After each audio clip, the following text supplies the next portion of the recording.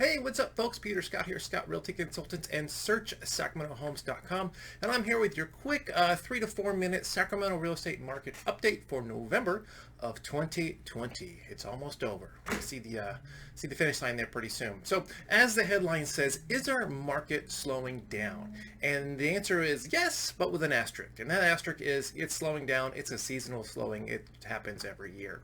But as I've been saying in my last videos, the market is still very hot. It's still very active. It's still essentially a seller's market, very high demand and very low inventory.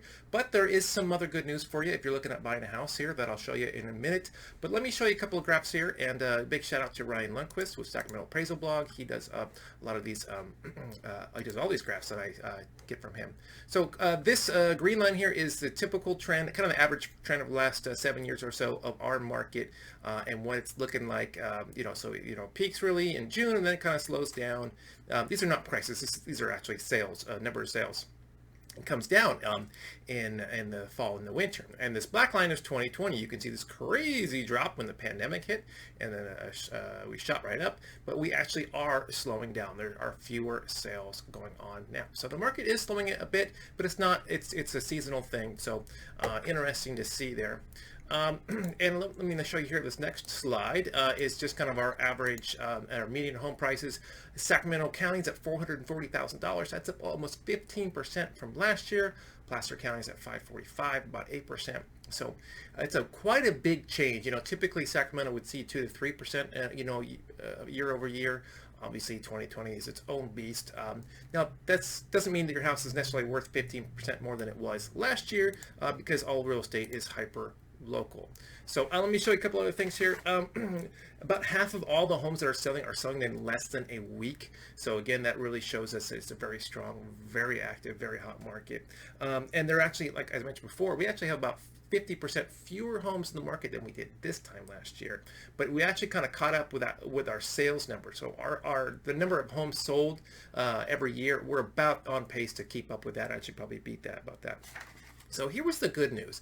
So even though about 60% of all homes get multiple offers, last month we had 32% of homes actually had price reductions. So that means they were not selling at all. It means that they were overpriced, but that gives you some hope that not every house is going to have multiple offers, bidding wars, that sort of thing. So if you come to one of those houses and they have 0 offers, and you can actually perhaps offer less than they're asking for. So that's a reality as well. So we still have a huge demand for homes with larger lots, homes with pools, larger homes in general. As we all know, people are working from home and the kids are distance learning. Another thing that's really interesting to note is only about 11% of all sales are cash. So you're not probably going to, if you're buying a house, you probably won't be competing with a cash buyer, which is great news. People are using cash for other things, though. People are paying over appraised prices with cash. So that's interesting to note. That's kind of a tactic to help get your offer accepted. So I'm happy to talk to you about that a little more if you'd like. And, as I mentioned before, the market is slowing, but it's not a major shift change. It's more likely a seasonal thing.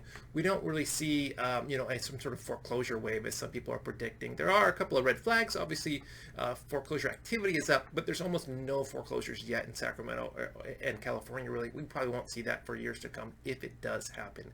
If the market was to really change, quickly, it would take something catastrophic, a real jump in interest rates. You go to war with China, or if the government said, hey, you can't sell your house anymore. That would probably make a big impression on the market as well.